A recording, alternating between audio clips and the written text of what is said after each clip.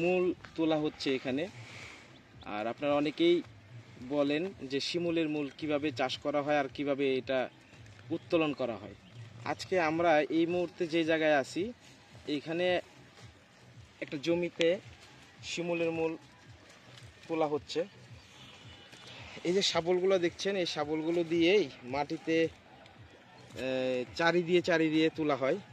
আর একজন শাবল মারে, আরেকজন এই যে দেখছেন এই ভাই, উনি সুন্দর করে এটা টেনে টেনে তুলতেছে। আমি যদি আপনাদেরকে একটু ভালো করে দেখাই, এই দেখেন এই যে ভাই এইভাবে তুলে। বর্তমানে শিমুলের মূলের যে পরিমাণ চাহিদা আমাদের বর্তমানে নাটোর ঔষধি গ্রামে অধিক মাত্রায় বৃষ্টি হওয়ার কারণে শিমুলের যখন বীজ বপন করা হয় তখন অনেক জমি নষ্ট হয়ে গিয়েছিল, যার কারণে বর্তমানে একটু শিমুলের মূলের বাজার একটু ঊর্ধ্বগতিতে আছে। আর এখন বর্তমান বাজার কত ভাই চলতেছে?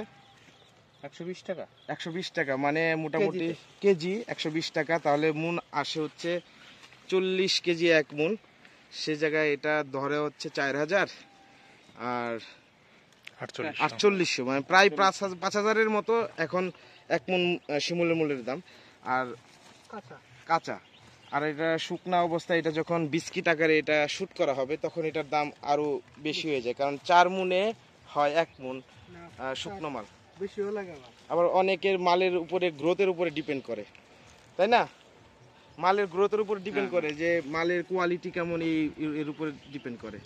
তো সব মিলিয়ে বলা যায় যে এটা একটা ব্যবসা সফল একটা কৃষিজাত পণ্যের মধ্যে পড়ে। এটা আমাদের নাটোরের ঔষধি গ্রামে এখন মানুষ, কৃষক সবাই এই কাজেই, মানে এই প্রোডাক্টের মানে উত্তোলনের দিকে সবাই চলে যাচ্ছে।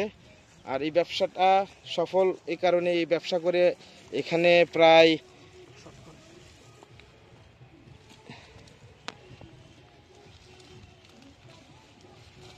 কয়েক হাজার পরিবার এই ঔষধি গ্রামের উপর নির্ভরশীল।